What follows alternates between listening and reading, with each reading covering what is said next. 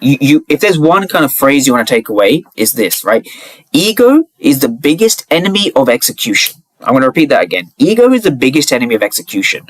So this was a trade that I executed on for that day. So that was sort of here, right? So this was the execution over here. So I'm going to break down how I did that. So from a technical perspective, the technicals are very simple if you're willing to learn them and just apply them every day, right? Applying them means taking a loss and coming back to the charts and applying the same system again. Obviously, that only works if you have an order flow based system. If you don't have an order flow based system, then again, keep watching or click off at this point if you're not interested. But I'm just sick of people coming with, sweeps and gaps and God knows what, right? They know what they need to do, but they think they're above doing it, right? Which is the main sort of thing over here, right? So, if you look here, for example, there's no sweep, fair value gap, liquidity sweep, or any of these things that can help you here. What's really going on is the price action in two points here, and then we had our retest, and maybe second retest over here because we had a bit of a choppy day that day, right? You are looking for a key level, and you need to understand the buyers and sellers inside that key level, right? That is literally the only thing you need to do. So anything outside of that contributes to what I've just said. Ego is the biggest enemy of execution. Right, ego is the biggest enemy of execution.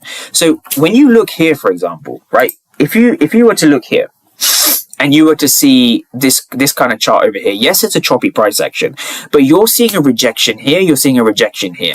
Now, those rejections are not because of rejections, right? So people try to make these circular arguments. I look for nice candles, impulsive candles. I look for momentum blocks, rejection blocks. This is ego, right? It's ego because you're trying to trade a multi-trillion-dollar market without understanding how it works. It's like trying to drive a truck without a license. You're going to kill someone. You're going to crash. You're probably going to harm yourself in the process. It really does come down to that in the end.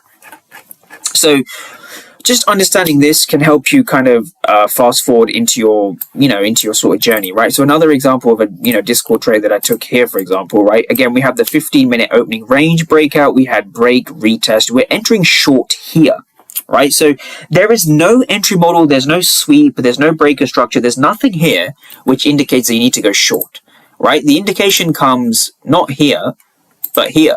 Right, because what you want to get used to is you want to get used to putting your stop losses in areas of absorption.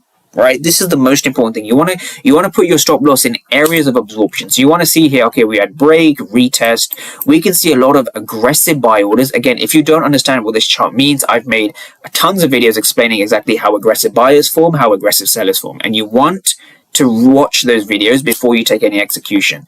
But here we have break and retest, and this here is essentially where you put your stop losses, right? You put your stop loss here in areas where you can see a break. So this is the break, this is a retest, and we're entering short here. We're entering short after the aggressive buyers get swept. So the main point here is understanding ego is the biggest enemy of execution, right?